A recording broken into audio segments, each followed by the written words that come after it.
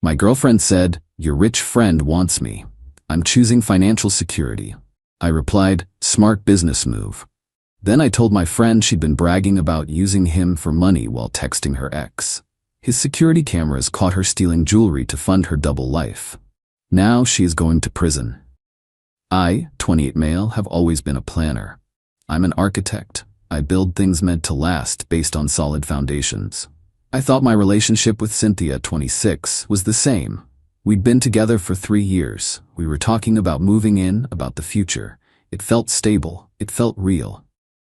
My best friend since college, Jacob, 28, is the opposite of me in many ways. He inherited a significant family business, and while he's sharp and works hard, money has never been an object for him. He's generous to a fault and a little naive about people's intentions. He's been my rock, and I've been his reality check.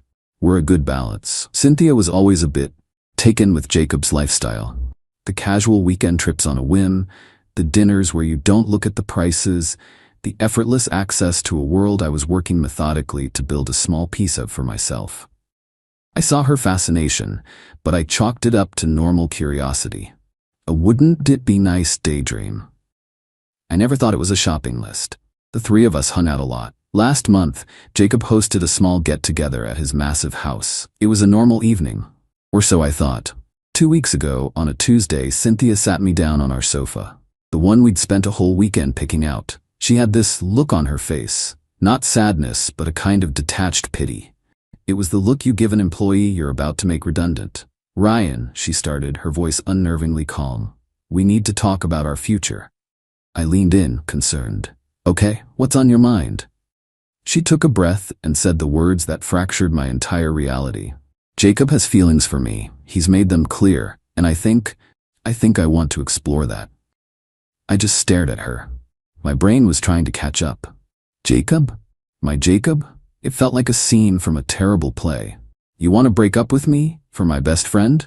She straightened her back, and the pity was replaced by a chilling pragmatism. "Don't make this dramatic. I'm 26. I've been with you through your late nights studying, your low-paying internship, all of it. I've paid my dues. Jacob can offer me a life right now that you might not be able to give me for another 20 years. If ever." I felt a cold wave wash over me, extinguishing any heat of anger. It was so transactional. "So this is a financial decision," I said. It wasn't a question. She nodded as if I'd finally understood a complex business proposal. "I'm choosing financial security, Ryan. I'm choosing a future where I don't have to worry. I love you, in my own way, but love doesn't pay for the things I want in life." My heart should have shattered.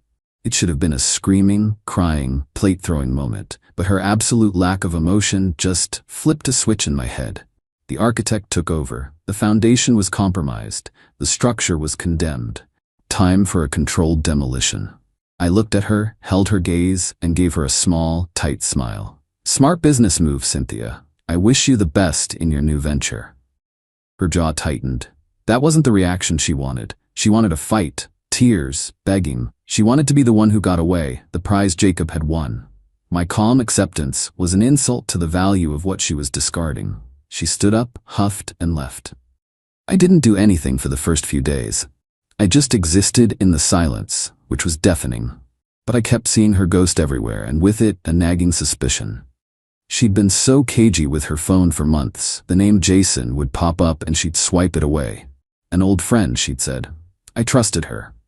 On Friday night, after too much whiskey, I picked up the shared tablet we used for movies. My thumb hovered over her messenger app. I felt sick, but I had to know. I opened it, still logged in, and there it was. A full-blown conversation with her ex. "Cynthia, he's finally taking the bait, the rich one." "So you're really doing it?" "He's so easy. He thinks I'm fascinated by his business insights. LMAO. I told Ryan tonight. He'll be out of the picture soon." "And what about us?" "Baby, you know you're the one. This is just a means to an end. Once I'm settled, we can have the life we want. No more worrying about your debts." "I'll handle it. I just need you to be patient and discreet." The whiskey turned to acid in my stomach. She wasn't just a gold digger. She was a parasite, planning to latch on to my best friend to feed another man. This was no longer just about my broken heart. It was about protecting Jacob. I took screenshots, logged out, and fell into a troubled sleep. I know I have to tell him. I just don't know how. He's not going to believe me. Update 1. It's been one of the worst weeks of my life. I feel like I've lost everything. I spent the weekend in a haze, wrestling with what to do. Every time I picked up the phone to call Jacob, I'd put it down again. What if he didn't believe me? What if he thought I was just a jealous ex? I was about to ruin his happiness, and maybe my oldest friendship along with it. The screenshots felt like a grenade in my pocket.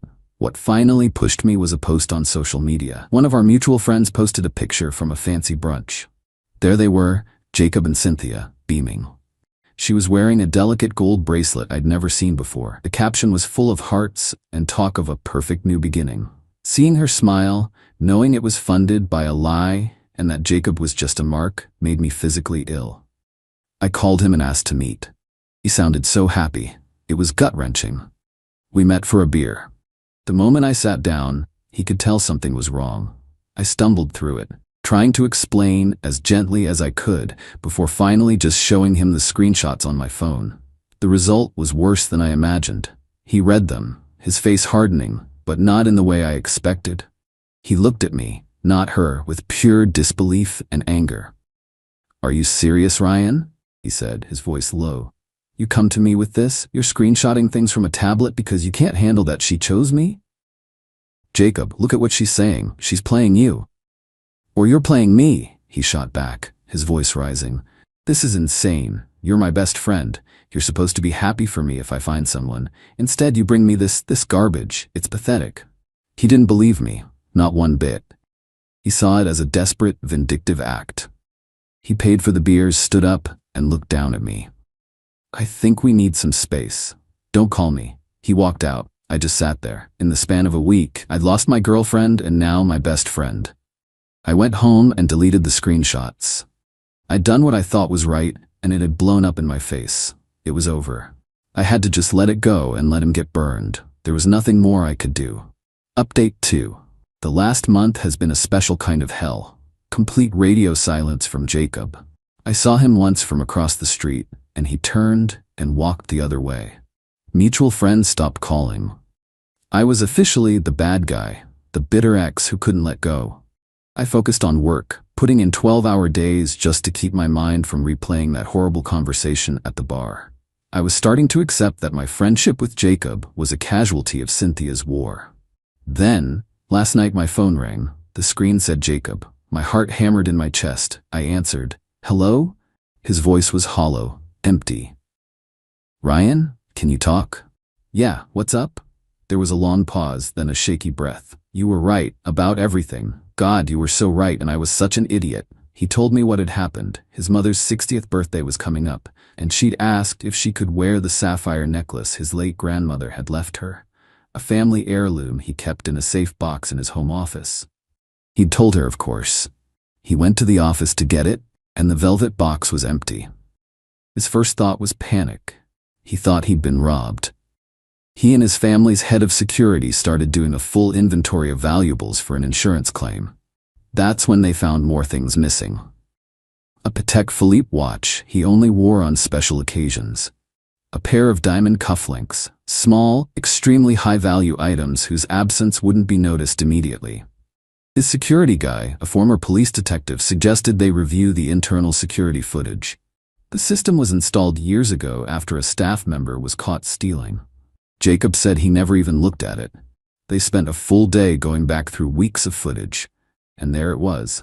Not a stranger, not a cleaner. It was Cynthia, on multiple occasions. The footage was sickeningly clear. Her waiting until Jacob was outside on a call, slipping into the office, opening the drawer with a confident familiarity. Taking the necklace. Another day, her pocketing the cufflinks from a valet tray in his closet. It was methodical, cold. She knew exactly what she was doing. She was robbing me blind the entire time she was telling me she loved me, Jacob said, his voice cracking. Every time she came over, while I was cooking her dinner, she was stealing from me. He apologized over and over. For not believing me. For being a fool. I told him not to worry about it, that I understood. He was in love. Or he thought he was. He said he hadn't confronted her. His lawyer has all the evidence, the authenticated video files, the list of stolen items with certified appraisals valuing them at well over $50,000, and my original story as context for motive. They filed a police report this morning. This is out of our hands now. Update 3. Things have moved, but slowly, and it's been uglier than I could have imagined. The police took about a week to review the evidence before they moved. They arrested Cynthia at her apartment. From what I heard, it was a quiet, humiliating affair. Then the war started. Cynthia's parents bailed her out and hired a notoriously aggressive defense attorney. Their strategy is simple: scorched earth. They are painting Jacob as a vindictive, controlling ex-boyfriend and me as his jealous co-conspirator. The smear campaign has been brutal. Anonymous accounts on social media accusing Jacob of being abusive. Her parents calling up distant relatives and old family friends to spin a tale of a young woman being framed by a powerful family after she tried to leave an unhealthy relationship. It's disgusting, but it's effective. I've lost a few more friends who believe there must be some truth to the story. The stress has been immense. I've had trouble sleeping, and my work has suffered. This is the real cost of her actions, the shrapnel that hits everyone else. The police questioned Jason. His loyalty lasted about 5 seconds under legal pressure. His lawyer negotiated a deal. He pleads guilty to a misdemeanor for receiving stolen property, the watch Jacob identified, and gets probation, and in return, he provides full testimony against Cynthia. He gave them everything.